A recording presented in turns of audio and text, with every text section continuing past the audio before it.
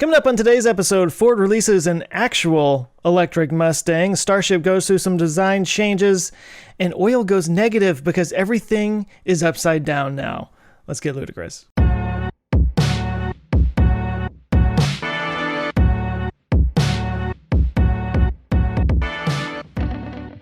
Hey there, and welcome to Our Ludicrous Future. This is the podcast where we talk about all the cool future stuff happening today, that's going to make tomorrow. Totally ludicrous. There you go. I'm Joe Scott with the Answers to Joe YouTube channel. With me is Tim Dodd. Oh, hi, it's me, Tim Dodd, the Everyday Astronaut from the Starship Weekly Update podcast that we're doing here. And with us is Ben Sullins. What's up, guys? It's Ben Sullins from the interwebs, and I'm dying to hear about all this stuff, Tim, but I think we need to give a thanks to all the folks listening live on Discord right now. Yeah, hi, guys. How are you guys? Yeah, Hello, Discord. We got a full room down there. Ooh. Hey, William, Trevor, Tom, Sean. You guys stay 6 feet apart. Yeah, Armand. Yeah. Social distancing. It's a small room. Be careful. I think we could use some social media distancing. Yeah, I think Exactly. In the world people are these getting days. ornery on the internet, I feel like. Yeah. More than I normal. believe it's pronounced horny. I think Totally last stole that week from we Parks and Rec. recorded on Horny Day. We were making a joke like, it's just every day, right? Oh, yeah. Well, do you need a day for this? Right. I'm kind of shocked, Ben, that you have all Today's those the dumb sound effects, but you don't have on your thing. Oh. You need a rim shot. Dare You need a rim shot and a sad trombone. Oh, no. This is coming, folks. I'm sure I will have regretted this decision. I've got I all already kinds do. here, Tim. I've got Ben is now like the sound guy at every radio station that has all the sound effects and movie lines and The stuff. farts and the horns and the auga type of stuff. There's some people outside. I think the people outside are protesting right now. Can you hear? It sounds like they're shouting. I don't know what's going on. Oh, no. What is it going to be? Please get back. Do not record. Why? We might as well change this podcast to like the crazy Terry Fox and Barf McJensen in the morning. You know, like this is. So someone said like, please don't become Jim Cramer, and I thought, yes, I'm gonna become Jim Cramer. Just get a bunch of buttons to press and scream And really like a loud. bat and just start hitting stuff for no reason. Stocks are up. Ah! Oh. It's a bad thing. It's a good thing. I'm going to destroy you either way. Turn off that sound effect. What are you doing? Wait, was that? Are we still on? Oh, okay, sorry. How about my spaceman? I'm an orbital. Okay. You know. Can we move on to some of the news that we have to talk about? How about I start? Because I'm just going to speaking sit of back and... speaking of technology that is exciting, our ludicrous future, your boy Tim here is going to be trying out some new technology. Check this out. So they've been talking a lot about Starlink, and Elon had been talking about how they're going to be doing some beta testing in 3 months and probably some public beta stuff in about 6 months. And I go, hey, Elon, I think I was destined to test Starlink. I live 42 degrees north, and I'm 4.2 miles north of 4242. And oddly, I'm 6.9 kilometers from 4242 also. What How does that ridiculous have is to that? do with anything? I saw the tweet. 42 is his favorite number. It's the answer to everything. Oh, okay, got it. I thought there was actually like, oh, the Starling satellites are, in this orbit or whatever, and at this altitude or this latitude, it'd be better. Well, currently there's about 420 Starling satellites as of yesterday. Right. Well, they're deorbiting too as we speak, kind of. So there's about 420 Starling satellites, and 42 latitude and close to 42. Yeah. Anyway, Elon said sure. So maybe I'll get to test it, That would be cool. and I'll let you guys know So how it is. Yeah, so they just launched 16 more satellites, right? Here was the liftoff just yesterday, or Wednesday, if you're listening to this on Friday now, which you probably are. So SpaceX launched another successful Starlink mission. This was a massively reused rocket. This was a fourth flight for this rocket and reused fairings. So that's really exciting. Luckily for us, they recovered this one. Remember, they've had the last 2 prior Starlink missions did not have successful landings, and this one, after the footage kind of, it worked. This one worked. So they're back at it, landing successfully again, which is great. And they successfully deployed the 60 satellites. And the cool thing is, I didn't pull this up, so maybe I'll do a little bit of. Why don't you guys ask some questions, and I will pull up some awesome footage that some people. How about showed. While you do that, we should mention, folks that are new to the show, we also have a highlights channel that you can go check out with just these individual news bits instead of the full 18 hours that we typically post. So Since everyone's so short on time these days. Yeah, that's right. Yeah, I love when people are like, I only want like 10, 20 minutes. It's like, there's a pause button. You can pause this stuff. It's not live TV anymore. We're so engaging that they can't stop. So. Yeah, we do that with our movies. Jenny and I were like, it'll take us 3 nights to watch them because we only get 40 minutes of free time with the kids and stuff. Yeah, but check this out. So Eagle Kepper already immediately took this and posted this picture from Europe. 20 minutes after the launch or whatever, 30 minutes, something like that.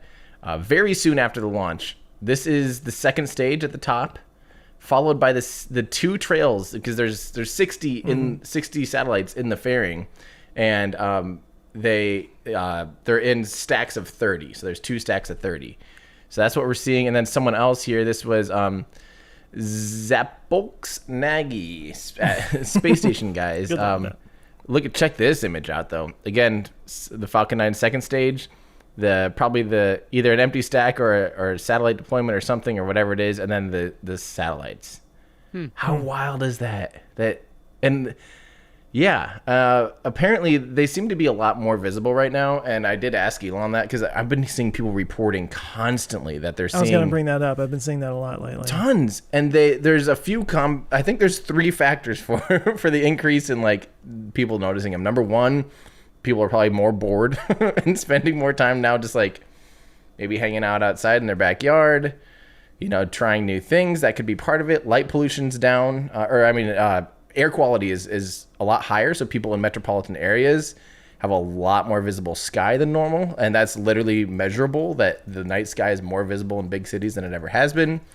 But also, the main reason is probably because they're currently, the satellite solar arrays are currently deployed in a position that is helping them to raise their orbit. And then once they're parked in their final orbit, I think that satellite array changes how it's facing. And then it won't be nearly as visible. But I think right now, some of the satellites are in their maximum visibility phase. And Elon did mention that in a couple months, let's see, I think he said, what did he say? By launch 9, they're going to be a lot more, they're going to try sunshade on it. And that should help to reduce the brightness and stuff like that. So, he said, so right now the solar panel angle during orbit raise to park, and they're fixing it right now. So currently some of them are a lot more visible than they normally would be. But yeah. I wonder if that messes up any kind of long-term time-lapse type telescope stuff going on. Absolutely. Well, that's the concern, yeah. Yeah. I mean, even if it's like, it'll be fine tomorrow, it's like, yeah, but you already jacked up like some of it, and that could throw off the whole thing. Well, I mean, what's bothering me about this newest wave that I've been seeing the last few days, along with you, Tim, is that like most of the time you hear those complaints like right after it launches, and right after it launches, and they're all like grouped together, it's going to be a lot shinier, and it's not in its regular orbit and everything, probably still deploying and whatnot. But when they were doing it just in the last few days, saying I'm seeing all these satellites up there, that started to bother me a little bit, because it's like those have been up for a while. Mm-hmm. So. Yeah. But the thing that people need to remember is, and this is where, and maybe I'm just not an astronomer. Astronomy is not as important to me as spaceflight, so maybe I'm a little biased. But astrophysics, you mean? Well, like that kind of stuff. Well, yeah, I mean, yeah. But the thing that from my previous, I used to do a lot of astrophotography when Everyday Astronaut was a photo series. I went out and would do a lot of night sky stuff. And pre-dawn, pre-dawn and post-sunset is really the only time these things are going to be that visible. Because obviously they have to be reflecting off the sun. So if you're truly in darkness, they aren't reflecting off anything, and therefore they won't be visible. And you don't do most astronomical things when it's dusk or dawn anyway. You do them in the proper middle of the night. So I feel like people are cherry picking in both sides. Like, I'm guilty of like, it's not a big deal. But at the same time, like, people are stacking images, doing like 7-minute long things and stacking only the positive results of the satellites and just saying, look how nasty it is. And it's like, that's not what it would look like. You're cherry picking the data. The astronomers can do the opposite, where you remove all of the stuff like that. And they're instead adding it in post-processing to make it so it is stacked positives, So there's things that they can do, and people are like, well, yeah, but it's just extra noise. Well, there's always noise. There's literally, like, sometimes they have to take into consideration certain things and remove the noise from the data. So they're already used to it. There's things you can do to offset that, but just atmospheric. What's the word I'm looking for? Atmospheric distortion. Yeah, is a huge thing.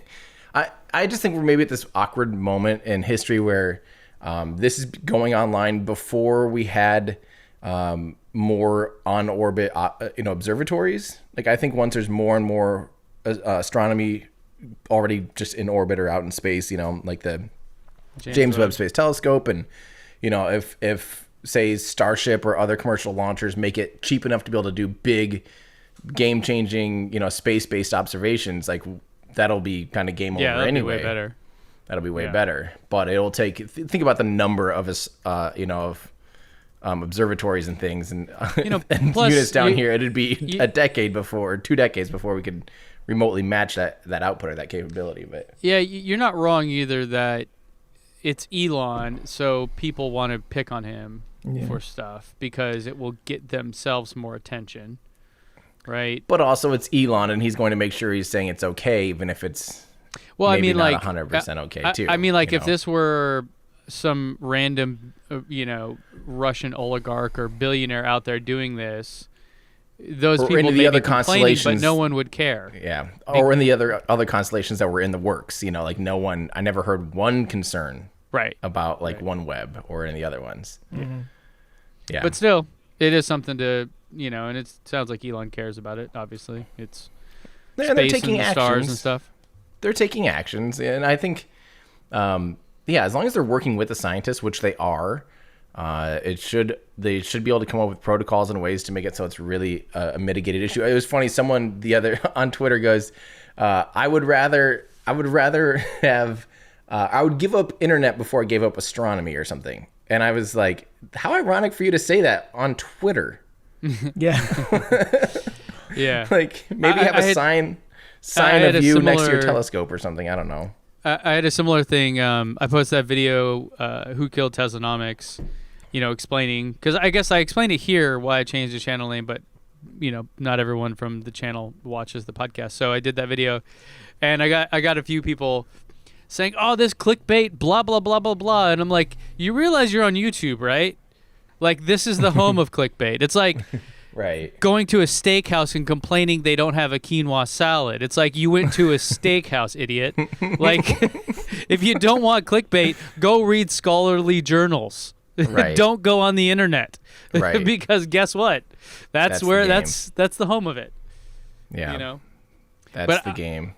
I got a fun one there, Tim. So, speaking of removing the noise, Ford is removing the noise. Ooh, now that's a segue.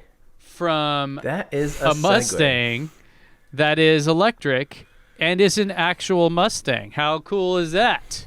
But that looks like a drag car. Are they selling a drag car version of their Mustang? Or is this not a production version? Yeah. Okay, so the Mustang Mach-E that came out, late last year? I forget. We're in the upside down. It was right around the Cybertruck. Last century, when the Mustang Mach-E came out. A lot of people, Ford fans, Mustang fans, really up in arms because it was an SUV, not a sports coupe. It wasn't a sports car, and that's what Mustang is. And so they finally now have unveiled the Mustang. Let me get the name right for you guys because it's another spectacular use of that. Mustang Jet, they call this? There has to be more. Cobra Jet. Cobra Says Jet, in the yeah. back there. Where's my thing at? I had a whole list of stuff to say. But so the official announcement was Ford Performance, so that's like the performance division, they make like the GT and stuff, introduces an all-electric Mustang Cobra Jet 1400. Mustang Cobra Jet 1400, that's the name. Okay. This is a fully electric dragster prototype. So it's not quite a real car, but they are going to have an unveiling later this year, reportedly. Didn't they just in it, unveil it we'll by get to showing? see probably a real version of this. Like, this is a drag it's car. just a render. Yes. Okay. The quarter Wow. mile time, I don't think they listed the 0 to 60. So it'll top out at 170 miles per hour with a low 8-second quarter mile time, which is Wow. absolutely bonkers. Wow. I don't even know what other cars get low 8 seconds. Like I think a Tesla Model S P100D is like 10.5 or something. Yeah, it's in the tens. Even a Roadster, the new Roadster, I think was reported around like just under 9. So Under 9 or low 9s? Because under 9 would be insane.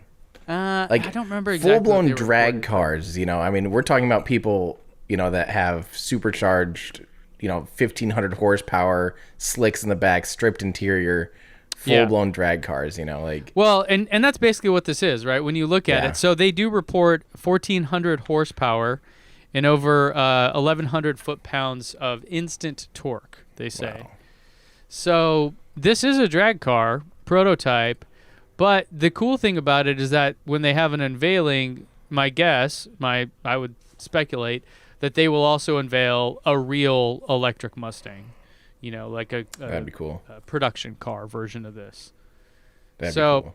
I thought that was just kind of neat because, I love seeing new companies get into the electric car game. Ford obviously has a big legacy here, and they I don't feel they have as much blood on their hands with killing the EV1 back in the day as GM does, although they were all in on it, so they all definitely lobbied the CARB to remove the mandate or whatever. But whatever, I'm happy that they're here and they're coming in, and finally this is the thing that they should have unveiled instead of the Mach-E. Honestly, it should have been this one.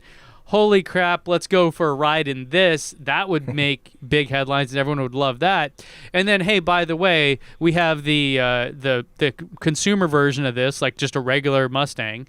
And then, by the way, we now have a family version, the SUV thing, the Mach-E, later. I think they kind of went backwards. They started with like the boring version of it and then went to the super sexy version. Yeah. But I like that they're bringing it. I like that they're bringing the heat here. Yeah. I wonder if, because what you're talking about is basically the Tesla model. Start with the big flashy thing that gets everybody's attention and then work your way down. Yeah. Maybe they were thinking, well, somebody else has already done the flashy thing to highlight electric cars, so let's just kind of get in there at the ground level because they've already done the work for us or something. That's exactly what they think. And I know that because I asked them that exact question. And they were, so a very interesting thing in talking to the folks at Ford is they're all, obviously this is like, you can talk it up all you want, but I want to see 500,000 electric cars from Ford on the road before I say, okay, I believe you. But when talking to them, they're all hyped on this. They're all in. They're all pushing the electric stuff. And they were very thankful, and they actually really, really like Tesla because of what they have done. They've made electric cars okay. To where, yeah, I can drive an electric car and it doesn't feel like, a propeller head, hit tree hugger or something. So it's like, oh, okay. So that was the Mach-E was why they felt they could do that in talking to him. So Well, I yeah, always you're thought- exactly right. I've always said that I feel like the whole industry went backwards with hybrid and or electric motors because first off, taking something like a Prius, right, where the competitor might be the Matrix or what, I don't remember what other like small normal internal combustion car that Toyota would have made at the time. Something that gets, we'll say 38 miles to the gallon or 35 or whatever, and then making it get, 45, you're only getting a 25% increase or whatever, whatever, and make up numbers here. And not increasing the performance or anything. You're just eking out a little bit better gas mileage, as opposed to like a truck, where a truck could have got increased performance because it could have had a torque multiplier. But as a side benefit of this torque multiplier, all of a sudden you also end up getting, instead of, 16 miles per gallon in the city, you're getting 30 in the city. You're doubling. Like, why didn't we start there? So people thought it was cool, and people thought it was a good idea. Like, oh yeah, my truck's got the torque multiplier, but I'm not even having to get as much gas these days. I'm sorry that I went with that accent when Torque multiplier. Sunday.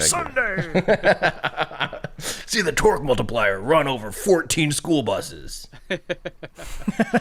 No, you're right. I think so there have been some of those folks that have said that, basically, that we electrified the wrong end of the fleet. Absolutely. Yes.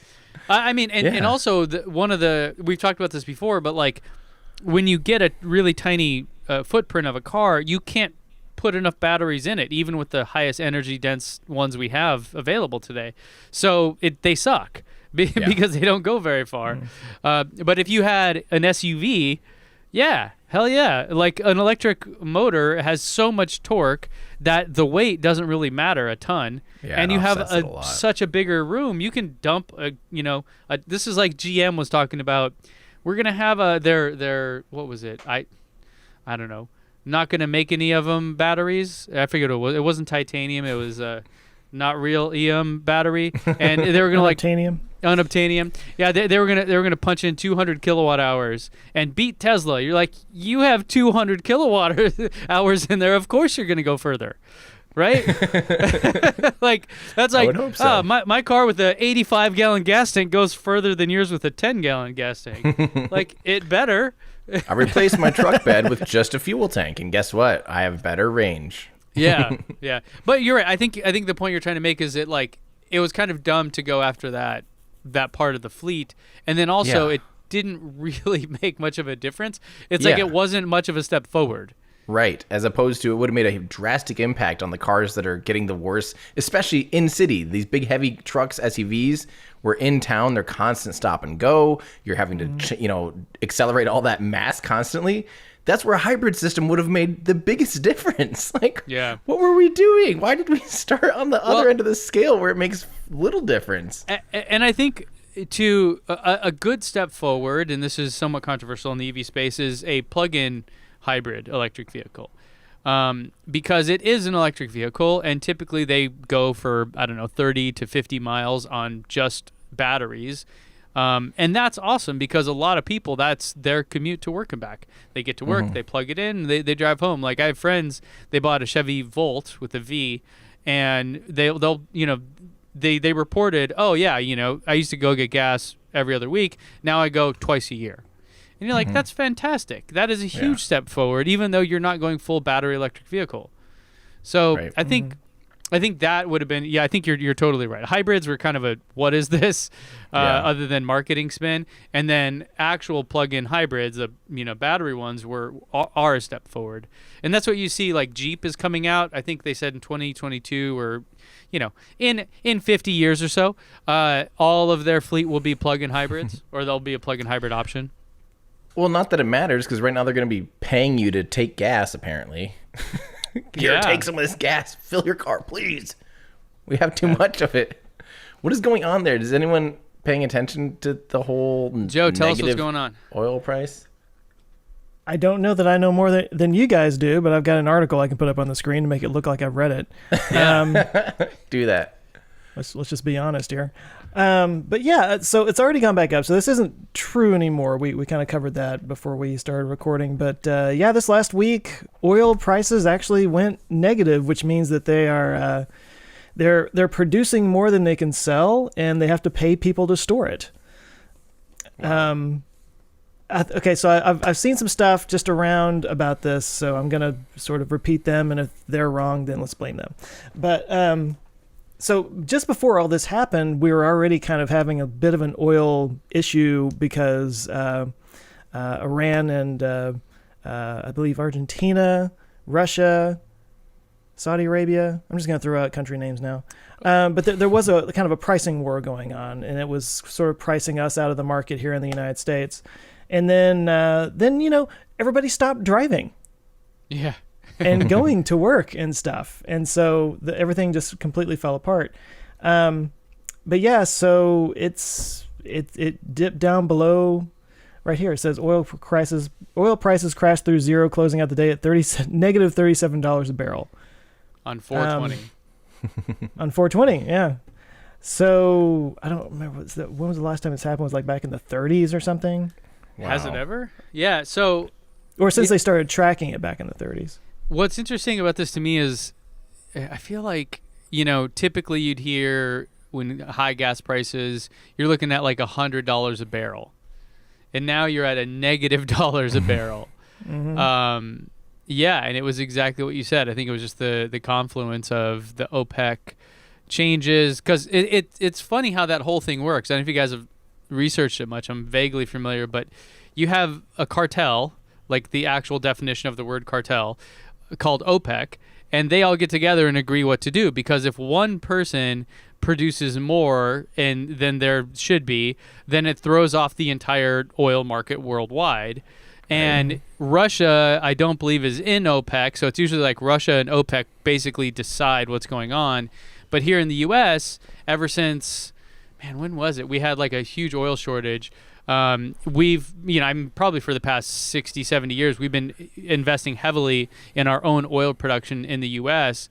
And so we actually make more than we use. We're a net exporter. And so when you look at all that, it's like, yeah, if somebody's not, like, all these pieces have to fit together right, otherwise this is what happens. And then tack on, nobody's driving anywhere, and you're just like, the whole industry falls apart real quick.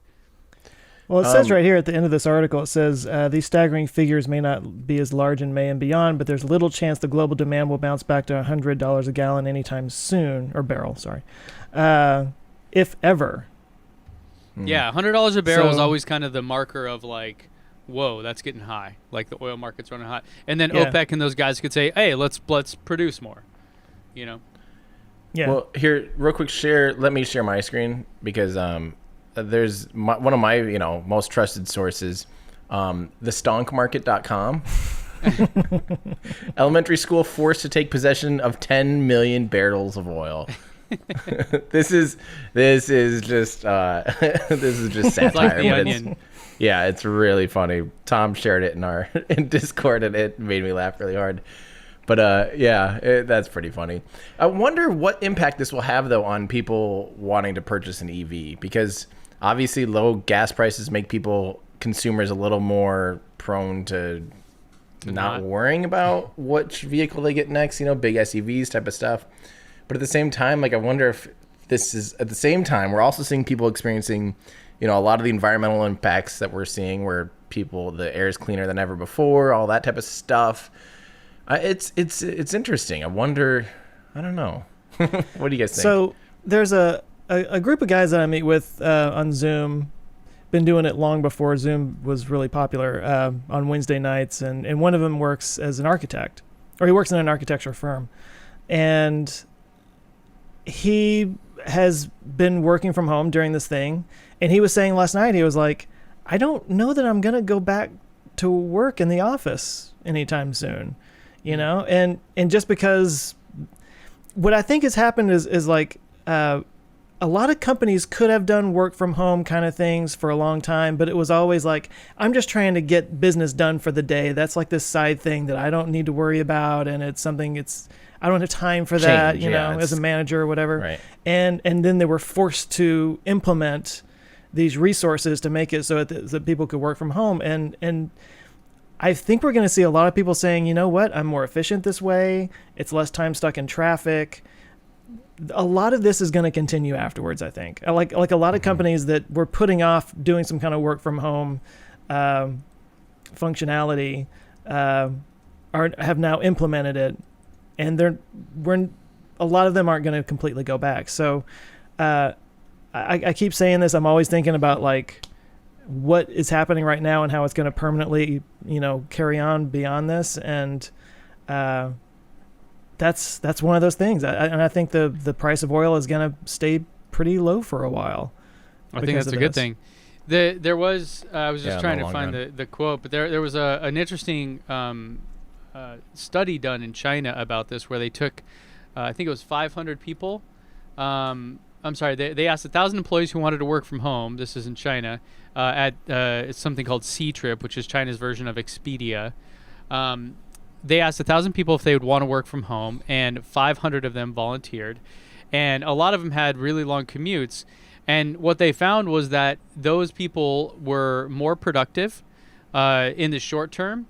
And then when asked to come back, a lot of them decided to still come back because they missed the human connection with the other people. Social interaction. Yeah. So it, there's lots of studies and stuff in this space about how it affects people. But like in the short term, productivity goes up, people are happy. But in the long term, it's a negative thing.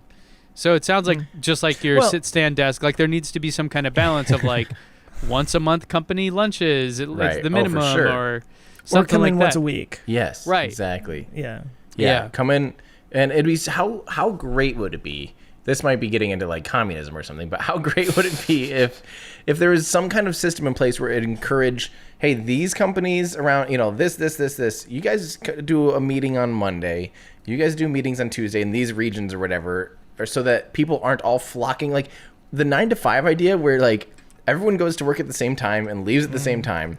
What if we started spreading that out and making it so? What if we flatten the curve? What if we flatten of the commuting? No, seriously, yeah. I don't know.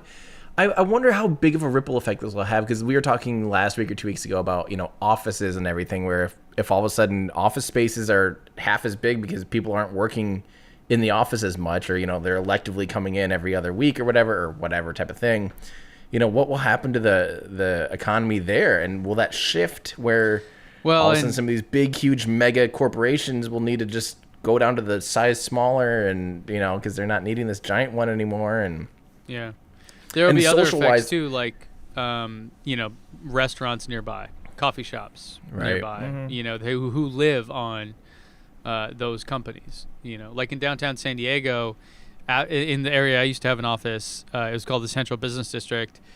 Basically, after like 2 or 3 o'clock, all the places shut down. Like that's it, because they're like, "Yep, lunch rush is over. We're gone. We're going home."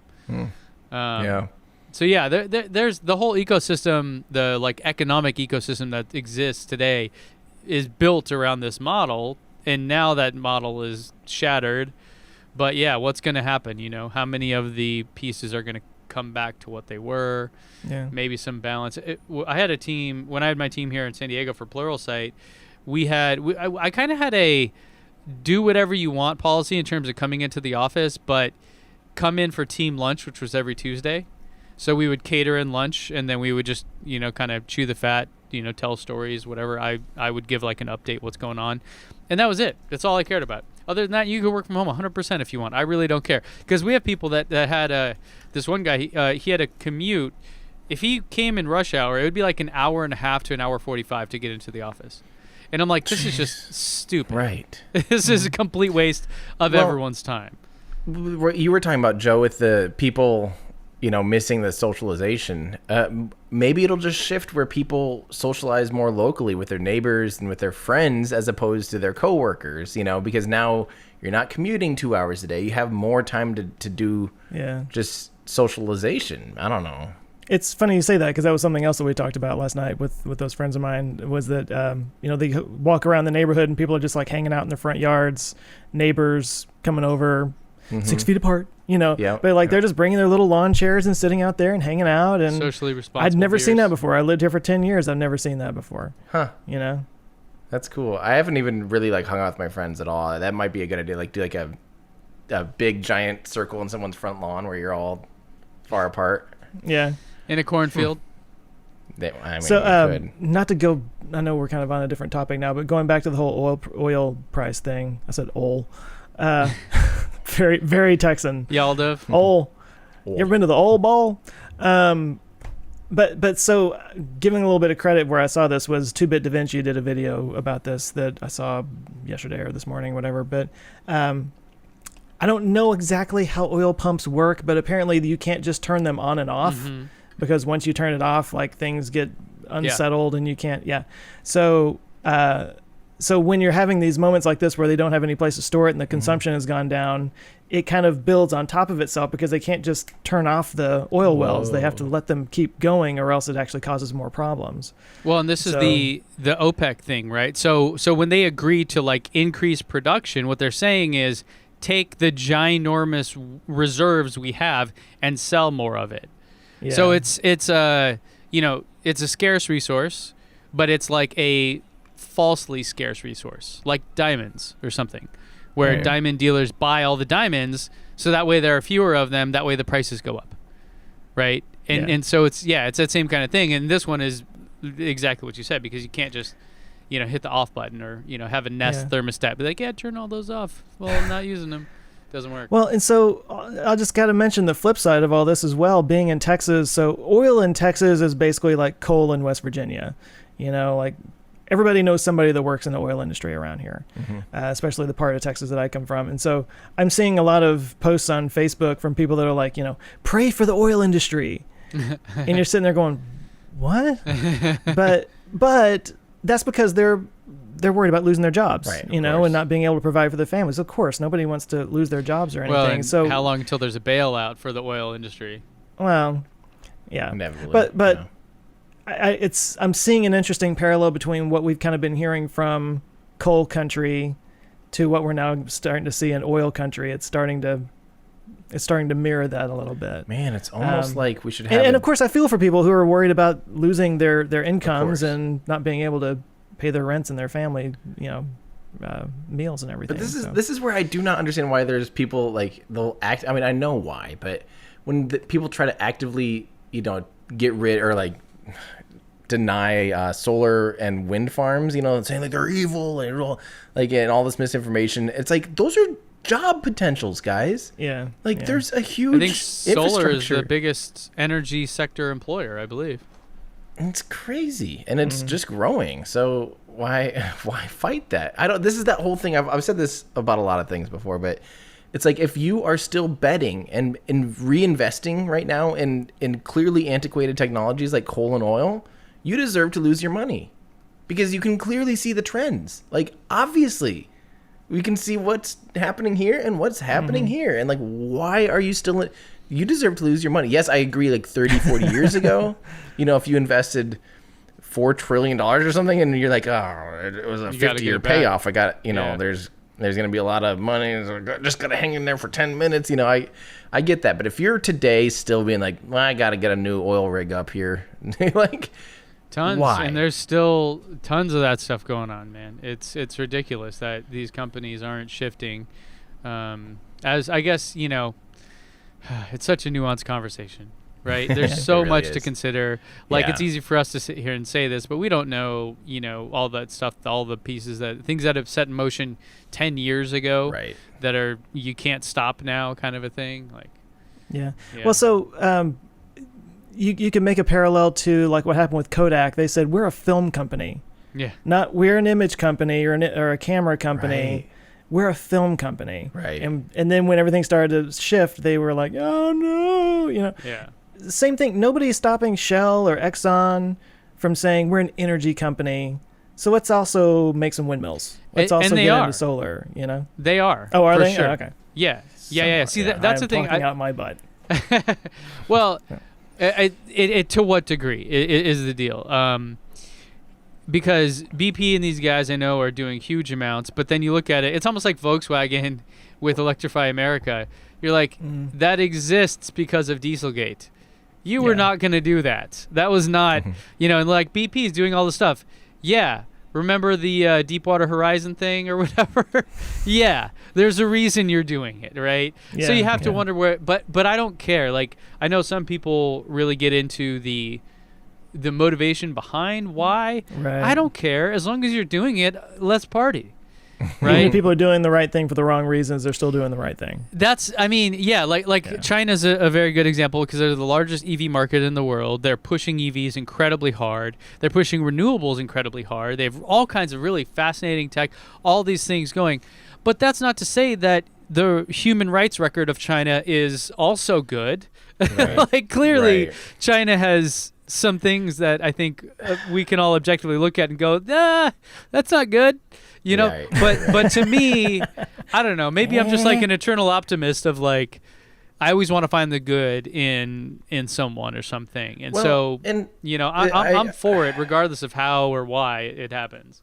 Well, and the same thing happens with us with politics, obviously, where people will, like someone of an opposing party will do something that is clearly right, and then people will be like, yeah, but I don't think I like this because they also did X, Y, and Z in the same type of manner. It's like, no, guys, you should be applauding them when they do something you like. That's how we get out of this stupid, like, totally black and white syndrome that we're in right now, where everything, like, the president, if someone's, opposed to the president of the United States, they might say, like, well, I mean, it's about time he did that, but it's like, no, guys, applaud when something is done that is a good idea. Like, I hate that we're so. The one that stuck out to me was the medical charges. I don't know if you guys are familiar with that, but he signed something that forced all healthcare providers to release what's called a charge master publicly. This is how much, like, if you get your blood drawn, how much does it actually cost them versus how much do they bill the insurance companies? And this is basically, you could, talking from lots of conversations I've had with a good friend that's an expert in this field, you can point to like why healthcare in this country is so expensive to the charge master. This whole thing that was created back in the 70s, it's ridiculous. And it's all been completely secret and private. And then Trump signed a thing. It's like, nope, not anymore. And you're like, oh, you may disagree with them, but hell yeah. Like, I want to see that data because that's going to make a positive impact on people. So yeah, I agree with you. Like, I always try to find the good in people and things. So. Well, I hope this podcast helps us, or at least reminds ourselves to not always be so polarized on the sides, but really just focus on an issue and say, oh, good, like we're making progress in this or we're not, and because I don't know, we're in this weird, our country is, the world I feel like is so extra divided, and I don't think social media is helping that. Well, speaking of making progress. Sometimes I feel like, go ahead. No, I want to hear your thoughts, Joe. Give it to me. I was about to go down a super depressing rabbit hole. Of course. No, the way you were the way you were talking about how divided we are right now on the internet, I started to say that sometimes I feel like the internet is the great filter. Yeah. When you talk about the great filter for Fermi paradox and whatnot. It's been this wonderful thing. Clearly, I make my living on the internet. So do you guys. Most of us do, it's also probably. been this horrible source of misinformation and polarization and algorithms that highlight racism, sensationalism, and negativity over, Yeah. Anyway. Yeah. Things I think question. about when quarantined. That's the question. Like, was the internet a good idea? Sometimes, honestly, sometimes I wonder. I would love if we could all agree upon some way to do like a fact-checking thing that's just like automatically installed in web browsers or something that, like, I don't know, some way to, I don't know how you do that, but something. But we're still so early in this whole thing. I mean, 100 years from now, do you think the internet's going to be the wild, wild west? Anything like it is right now? Of course not. I mean, I'm asking. I don't know. But no way. Yeah, I don't know. Check back with me in 100 years. We'll do.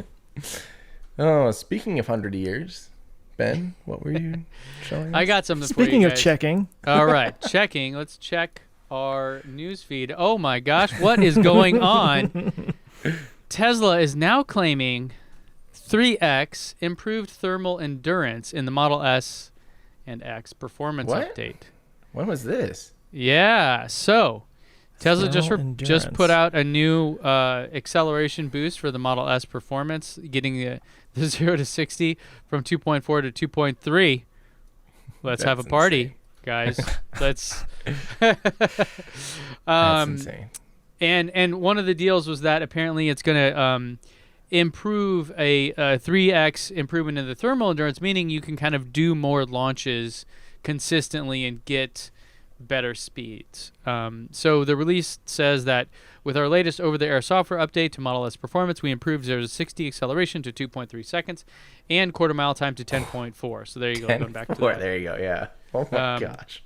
Yeah. So a Go for full-size more sedan. back-to-back runs with improved thermal endurance and activated launch mode with the press of the pedals, which, hallelujah, because launch mode previously was like solving a Rubik's Cube.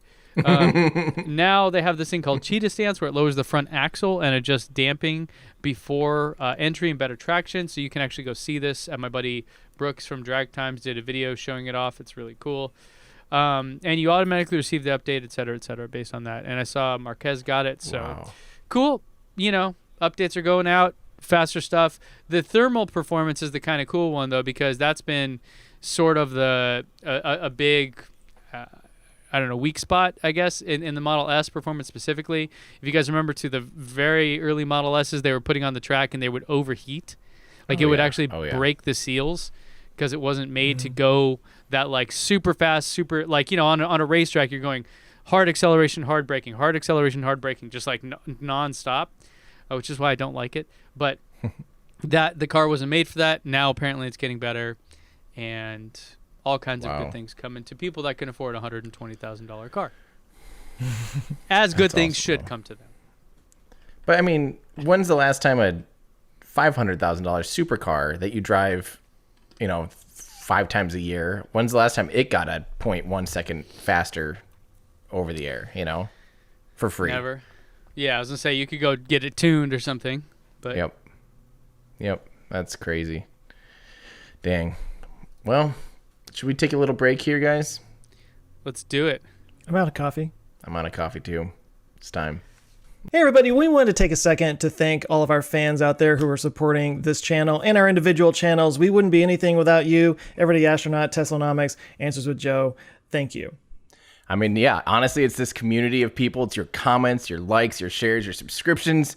I mean, we really wouldn't be doing any of this without you. And we really love when you guys join the conversation. Why Don't They Just is super fun each week where you submit your questions for us to try to answer as best we typically can. And we wanted to let you know how to join the conversation via Patreon. Yeah, if you are a Patreon member, you can join our exclusive Discord channel. You can also get early access to episodes, a lot of just other little small perks, but most importantly is our tight-knit community on Discord, because there's a lot of like-minded people that you can chat with live in real time, and it's just a lot of fun to see the community come together each week and listen to our recordings as we record it. That's my favorite part. Yeah. And so anyway, if you want to join, you can go to olfpod.com/Patreon. We would love to see you there. Thanks again. And now back to our ludicrous programming. So we do have a Why Don't They Just? Ooh, did somebody say why don't they just? Because we have a song for that. Why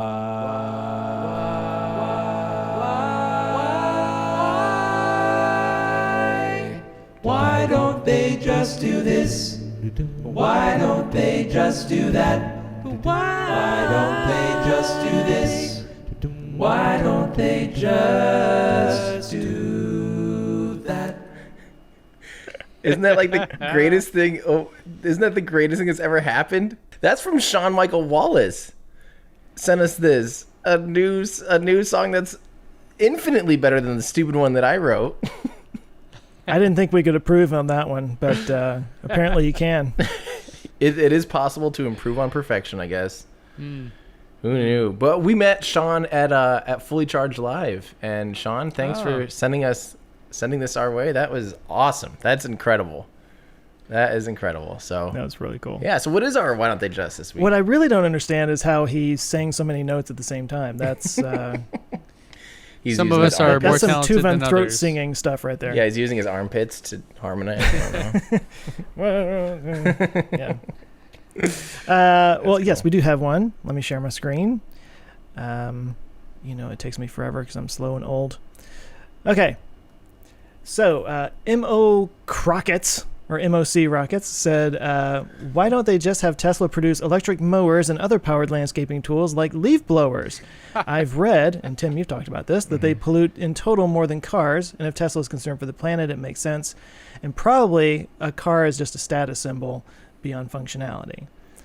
So that steps on a lot of territory there, but I thought, Tim, maybe you could kind of go with it, because I know you've talked about was it the two-stroke engine is the problem? Yeah.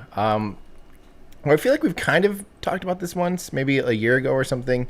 But I think, like, why does Tesla need to do that? There's tons of other companies that, are already in the lawn mowing and that are already working on green, or like electric things. These exist. It's not that they don't. Right? Yeah, like these already exist. And not only that, a lot of them are using Tesla batteries. They're using the cells in them for the packs. It's a pretty common battery. I just don't think that's at all within the scope of what Tesla's trying to do.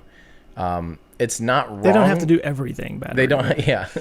It's not wrong that that two-stroke emissions are very bad, and we should definitely be working on moving on from them. And luckily, electrification of most two-stroke things is it's a pretty viable and potentially a really good solution. Like there's a lot of, I think, now that we're getting increased capacities and things like that, battery swapping, stuff like that. So you could go do leaf blowers. Sometimes they only last, say, 30 minutes. You might need to do an hour and a half if you're a company or whatever. But you could have a charging bank and swap them out, no big deal, and it can be a pretty slick solution. So, yeah, it's happening. Have you seen an electric leaf blower? Yeah. You have? Oh, yeah. Is it okay? Here's my question. Because I see the guys with the leaf blowers, and they've got the little backpack with the I guess that's where the motor is and everything. Does an electric leaf blower have like a battery backpack that you carry around? No. I personally haven't seen. Those are like the industrial grade ones. Like that's like you are walking around all day with a leaf blower, and they offset a lot of the weight, by putting it on your back, and they last long and blah blah blah, and are powerful. I haven't necessarily seen a version of that myself yet, but for sure consumer level ones, like the ones that you normally just hold in your hand. I've seen many of those for sure. Okay. Yeah. Yeah. So I have a Ryobi one, and it's amazing, by the way, because sweeping, that's. Who would ever do that again? I can just take this thing. Yeah, it's super light, portable, big battery, whatever. There's a guy, his channel's named is a Homemade Modern. I don't know his name, actually. His name might even be Ben. His name's Home. Middle name, Made. And his, if you look at a lot of his videos, he's very DIY, build this, do that kind of a thing. All of his stuff is battery powered, like circular saws and everything. Like he has a video where he took his truck. He has like a Toyota Tacoma or something, and he like outfitted it with like battery charging banks and all kinds of crazy stuff. And it's all that. So yeah, this exists. I don't know if that's the question. The question is, why doesn't Tesla do it? Is that the question? Yeah, basically. He's specifically talking about Tesla. I'm saying he. I'm assuming it's he. I think. Yeah, it's curious. Probably the harder thing to do is cars, I would guess, is why they're doing it.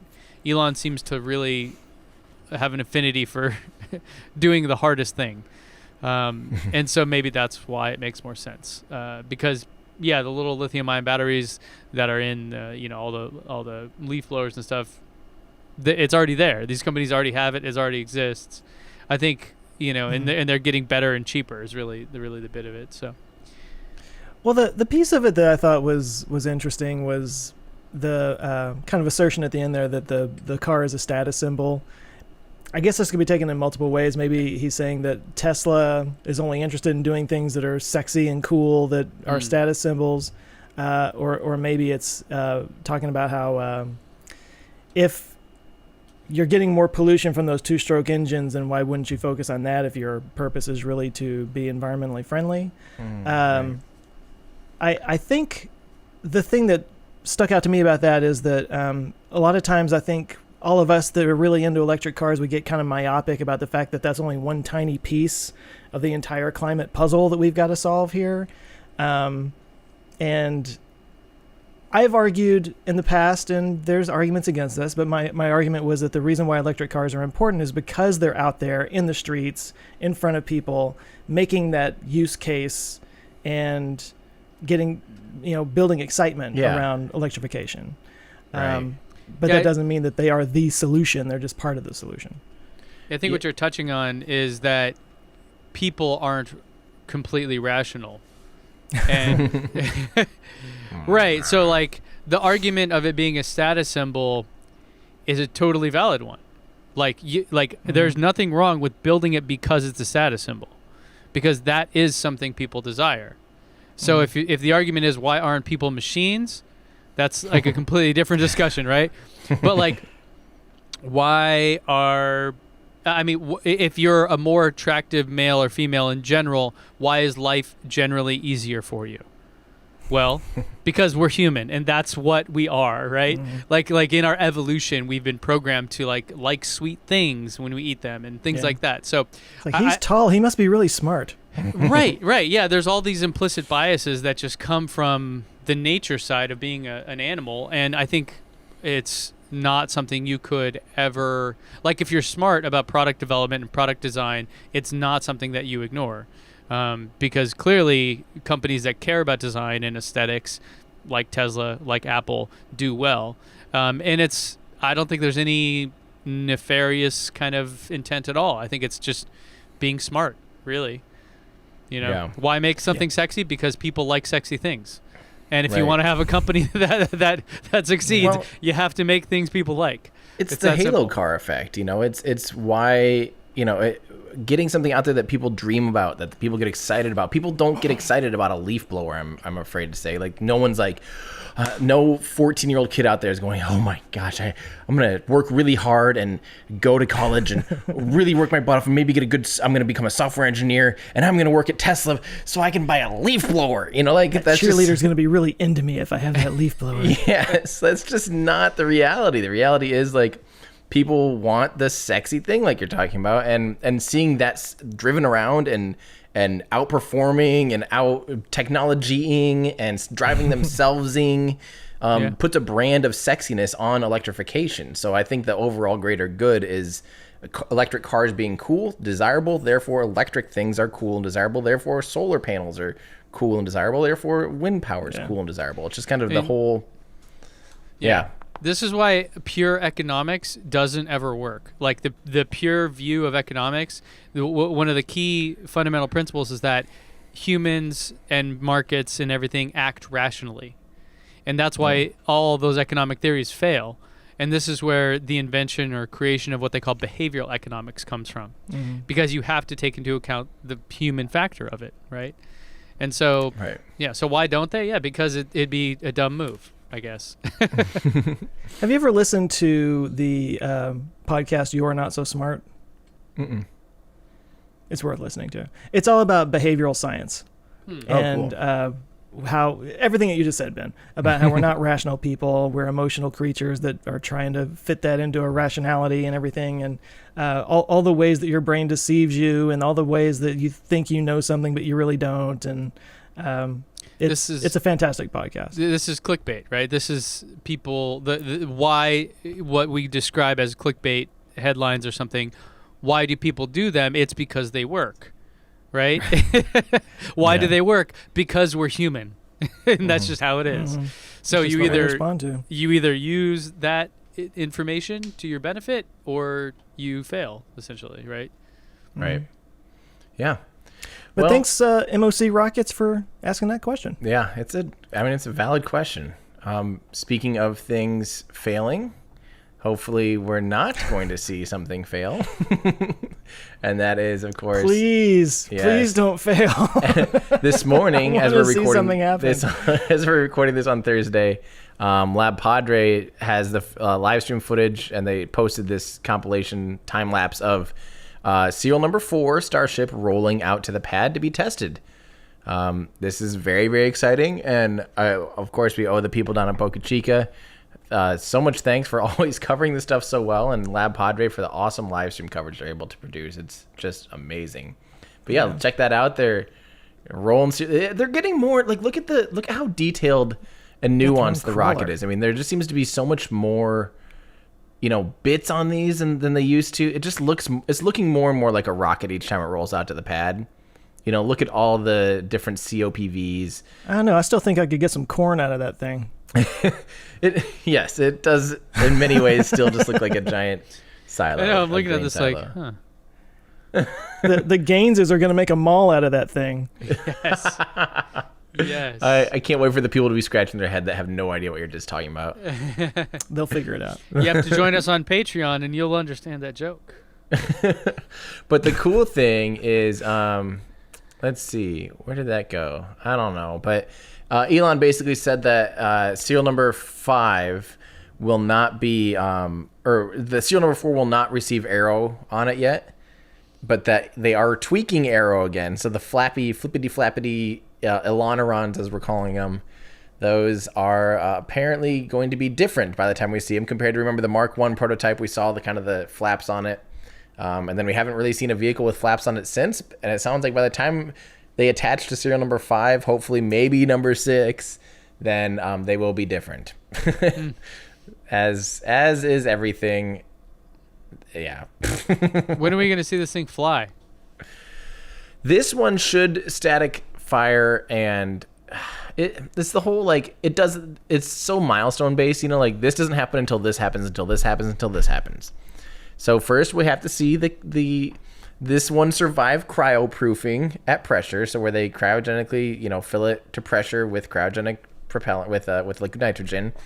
So we have to see that first, has to survive that, and then they have to install the Raptors, do a static fire of the Raptors. Then we'll see serial number 4 probably do a hop or 2 with the Raptors in a similar way to Starhopper, but it'll be, you know, 3 engines, so it's definitely a bigger milestone than Starhopper. And then we'll see, then hopefully we'll start seeing the next one, serial number 5 or 6 or whatever, roll out with the flaps and really start properly flying. So my guess, like going up 20K and belly flopping. Yeah, my guess, and I'm just becoming more and more realistic about this. Like, and I trust me, I think if everything goes right, we could see a 20-kilometer hop in 5 weeks ish. But if just that's not how things work, and I'm not thinking that we hopefully won't see any more like blow ups or collapses, but even if things don't collapse or blow up, sometimes a thing just happens. They're like, well, this one engine's kind of acting up. They have to take the engine off, blah, blah, work on it, blah, blah, blah. You know, I'm guessing 3 months based on like how long it took to get Starhopper out to the pad and stuff like that. But it's so hard to predict. Yeah. So even after they get all the tests and whatnot, and we're belly flopping and things are looking really good on the Starship, they still have to build the Super Heavy. Correct. But before it's even functional. That's, I mean, relatively, quotes, relatively easy, you know, at this point. Look at how quickly, because it's just stacking more rings, basically. Can someone tell Boeing this? But it's, you know, the same bulkheads and everything. It'll be a different thrust structure at the bottom, but you know, in relative, it's just adding more rings, basically. I don't think that's a big deal compared to just getting the overall construction process down. Because they're focusing on manufacturing. Look at how quickly they're, you know, it was only 2 weeks ago or whatever that they blew up serial number 3, you know, maybe 3 weeks ago. And we were like, oh no, but look, serial number 4 is literally right back on. A whole different rocket is going onto the launch pad in 3 weeks. Like, it's insane. So therefore, like, you know, extrapolate that out, keep speeding it up, you know, eventually they could build us a Super Heavy in a month. So, yeah, pretty trivial compared to getting everything figured out. So, I don't know. It's just weird. It's hard to predict. Well, now that we've talked about it, something is going to happen in the next 24 hours before people actually hear this that will make everything we're saying obsolete. A hurricane's going to roll through, a micro hurricane called a tornado. It's going to roll through. Micro Caine. Dang Michael Caine? What? Michael Caine. Michael Caine. But yeah, I'm hoping, Michael Caine. I'm so ready to see a proper static fire with 3 Raptors. Yeah. That will be awesome. And unfortunately, I don't think I'll be there to see it at this rate. And very few people probably will, but I do need to be there for the 20-kilometer hop, though. I don't care. Like, I'll social distance from. I'll build a sealed in. Yeah, I'll make a biohazard factory in my car or something. Like, well, you have the spacesuit. I've got a spacesuit. Like a legit. Yeah. Finally. You got a use for it. Well, speaking of space. Oh. Yeah. Have you guys heard about the Lunar Crater Radio Telescope? Ooh, I know the concept.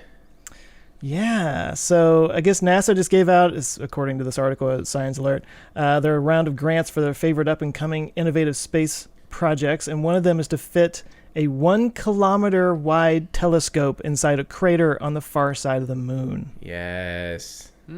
How dope is this? Yes. So they're literally going to just suspend wires across a crater on the far side of the moon and make a giant radio telescope out of it. Yes. And it's called the Lunar Crater Radio Telescope, LCRT.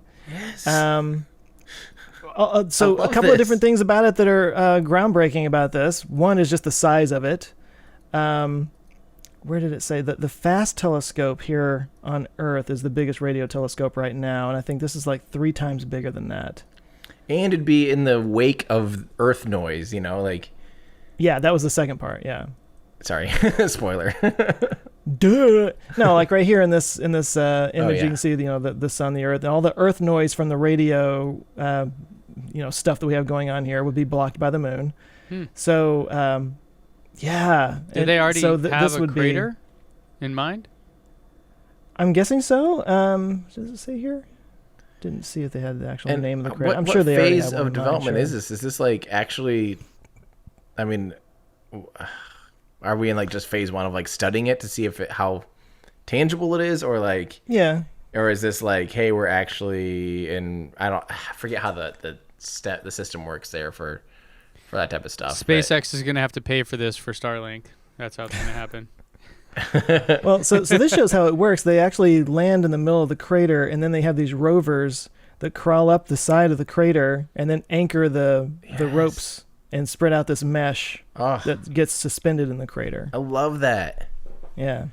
Oh, I want so this the so FAST, bad. the 500-meter aperture spherical telescope, so that's 500 meters wide. So this would be twice as wide as that one. With no Earth noise whatsoever. Wow. Yeah. Wow.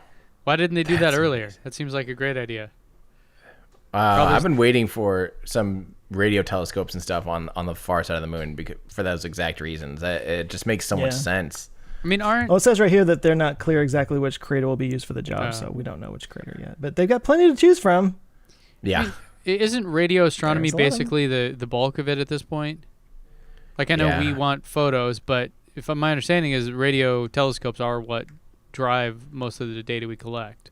Yeah, basically. It's especially good for seeing back to the very, very early universe and the edge of the universe, which is the same thing, because as the universe has expanded, as space-time has expanded, then those radio or those electromagnetic waves traveling all that distance get stretched into the radio spectrum. So that's what James Webb's going to be all about when it finally goes up. Hopefully next year. I think I saw another rendering of that, Joe, right here. If you guys can see this. See, the Empire was always misunderstood. That was just a telescope, guys. Yeah. It had some green lasers. For those of you listening, there's this moon that this group of people made one time, but it wasn't a moon. And it got called the Death Star. They were trying to take some measurements at the end of the universe, at the distant universe, and Alderaan was in the way. So they had to... Alderaan was the Starlink satellite. And they wanted Leia just to be there, to see the experiment. Yeah. I mean, she's really into astronomy. She's like, you pointed it the wrong way. Sorry. We didn't know it was going to transit at that time. So speaking of... Luckily, they only redid that over and over again. That's like their one trick in every single movie is making another Death Star. That's what I hate. Sorry, real quick. Mini rant, really fast. Why is that the end all for every movie is like they're going to destroy a planet or a world or a sun or a star? Like, why isn't it some other... Give us some other bad guy. It's just like a virus. No, like it doesn't have It doesn't have to kill everyone. Why not something that's just trying to kill the main character? Like one person, one bad guy doing one bad thing. Like, why does it have to be like, we're going to destroy worlds? I'm not connected to that world. I don't care. Yeah. One of the things I really liked about Rogue One was that they explained that the guy who designed the Death Star, forcibly designed the Death Star, purposefully put in this weak spot. Oh, right. Yeah, because they had to that find was always an the one answer thing. It's like they've got this Death Star. It's like, well, let's just put this one little porthole where all you have to do is drop a quarter in there and everything blows up. Yeah. For 6 movies.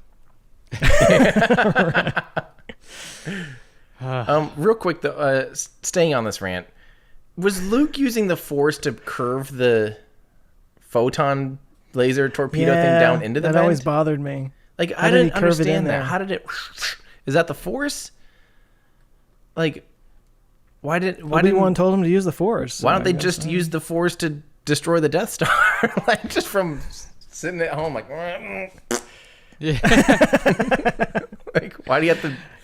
If you can drive a laser beam down a shaft or whatever, like, just I don't know, Just shoot it from a light year away. Yeah, just hang guide out it there. You have your blaster in the living room. Open the window.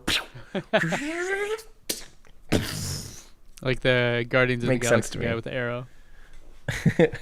People are saying. Yeah. Maybe he was the second guy on the grassy knoll. Oh, Tom says it was a ventilation hole. It was sucked in. Oh, that's a strong ventilation hole to suck in a laser beam. What's it sucking in? It's space. Ventilation. He told you what it's sucking in. It's sucking in ventilation. Speaking of stars, Yes, please over get us this off rant. of this. Polestar, which is a new electric car company from Volvo, Well, it's a just division of announced Volvo, right? pricing on their Polestar 2, this 5-door all-electric fastback, as they call it.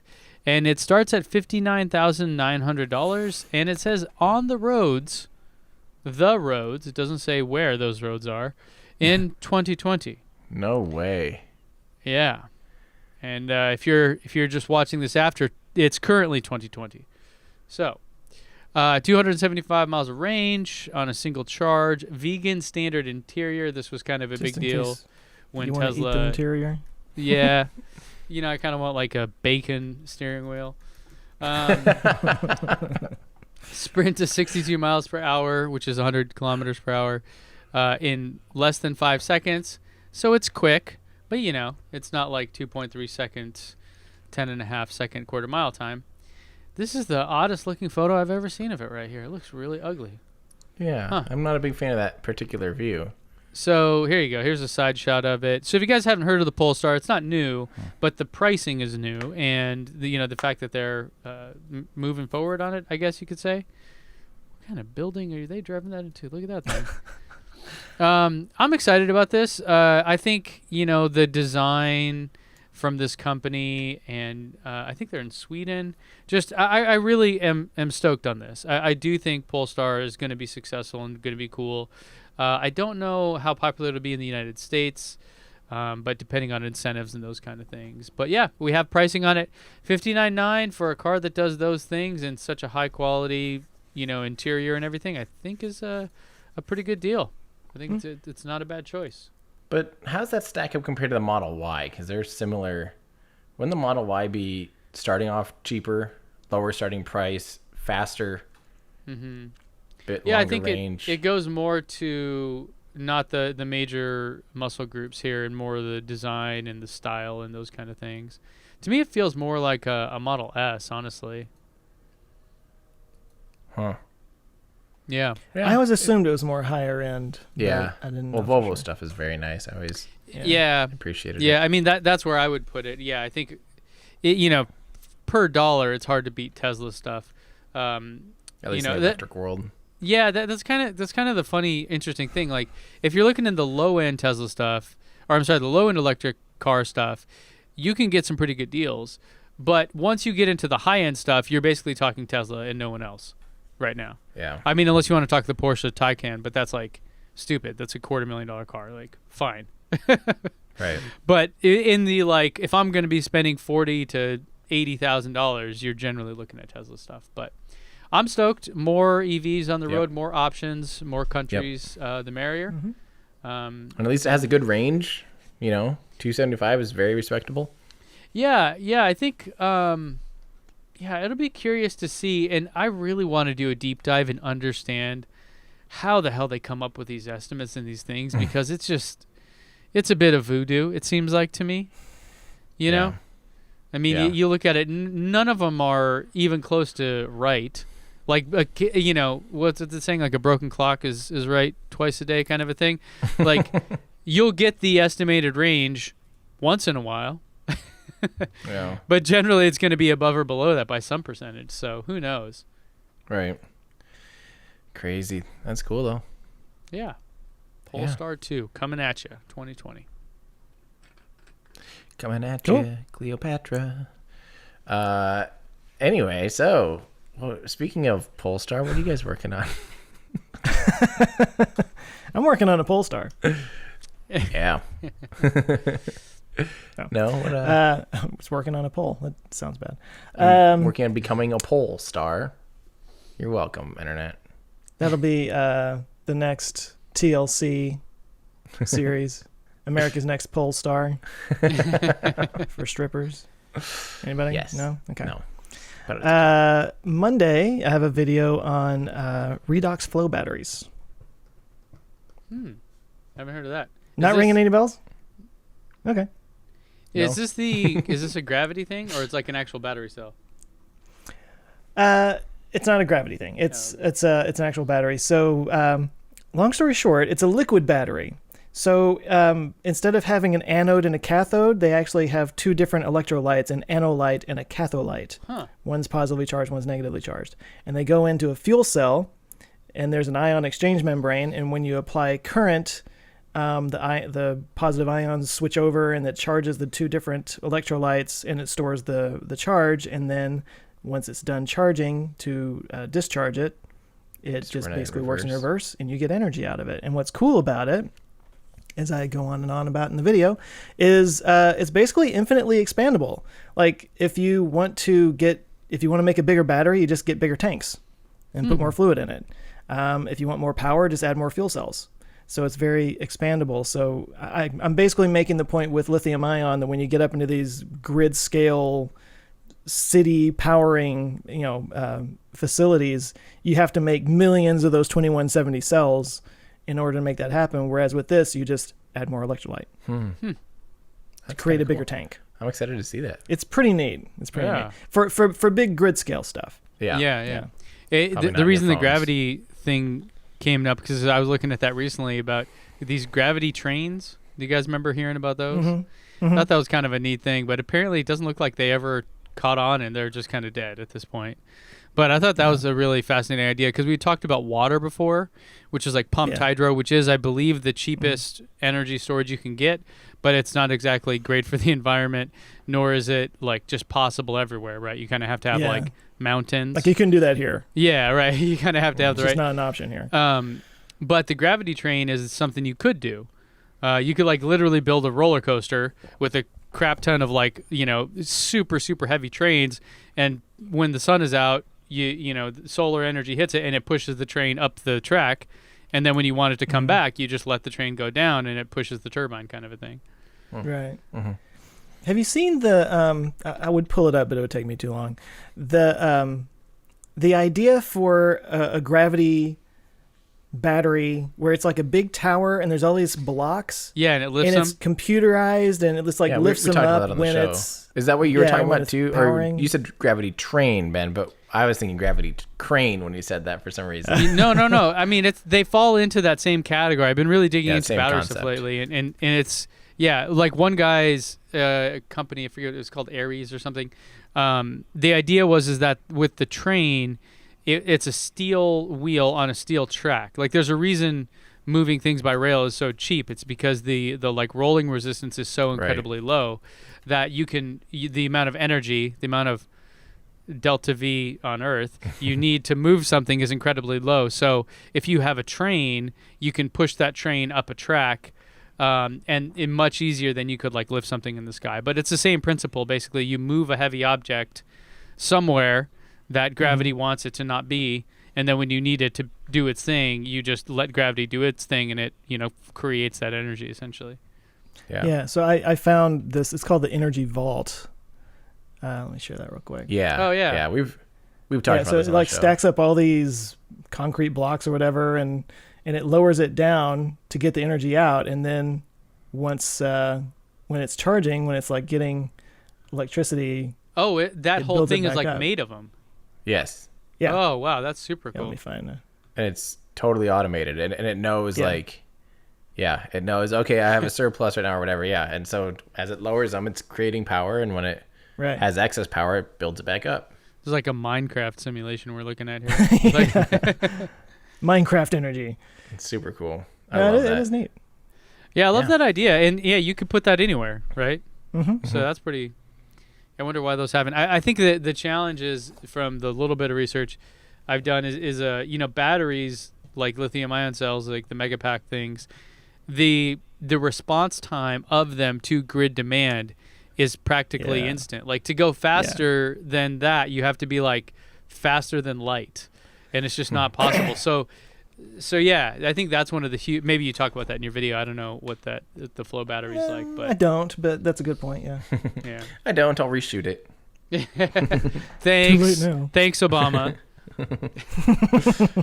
What about you, Ben? Okay, so I did the video on the pandemic and the positive outcomes. Please go watch it if you guys didn't, because no one did. So nobody wanted to hear the positives. Nobody, and I even had people commenting like, I'm a doctor, blah, blah, blah. This is fine and all, but it's going to be even worse. And I'm like, damn it. I'm trying to make something good here. And you even in that case, like, let's take it to another dark place. So that was the pandemic video. Tomorrow I have a studio tour coming out. So it's kind of cool now that I moved back home. And then next week I have, I don't know what the title is, but something like Are Tesla Owners Social Distancing? And using data from Tesla, we can see essentially the driving patterns of people. And are Spooky. people going out, or are they staying home? And what's that like? And then we actually have data from, there's a company called WeHo, I think it's called. WEJO, and it's like connected cars, like modern higher end connected cars have this software built in where they track everything you do, even though they didn't tell you that. And surprise, and they have data that they've reported as well of like other just general populations driving habits. So kind of going back and forth between those, looking at supercharger usage during the pandemic and what's happening there. So it's a real data heavy video. Probably no one's going to watch it or care, but maybe you guys will. So you're welcome. So we'll find out if Tesla owners are socially responsible or just blabbermouths about it. Yeah. It's like, I'm in a Tesla though, bro. I don't have to listen to your rules. Those are for poor people. Come on. That was my Dennis Miller. What do you guys think? That's right, babe. You guys probably know what I'm working on. Still Rocket SLS. Come to find out, an hour and 17-minute long video with tons of animations doesn't edit itself. Did you shoot it? Well, yeah, it's shot. I've edited most of it. Actually, I'm very close to being done. And I'll say this now. I finally am working with a co-editor to do some anime. I know. How dare you? For the first time, I'm really excited because I'm like, oh, I could sleep. Yeah. And seriously, the more you work with an editor, the more they'll start to kind of put their own voice in there, and it's actually really cool. Like, just having another brain on it. Yeah, I'm excited. Andrew's been killing it so far. I sent him what I've animated already, the After Effects files and stuff, and just said, match this. Here's a section. Match what I've done as far as the style and the look.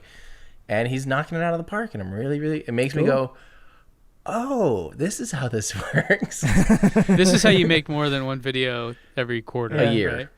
Right? And if you're going to be making big, long videos like this, well, that's especially any video. I would love to have it so I don't have to do all of it. Like, this is great. I think if I push After Effects off on someone else, that's probably After an Effects easy can first take step. a long time. Oh my! I spent 2 days on 5 minutes.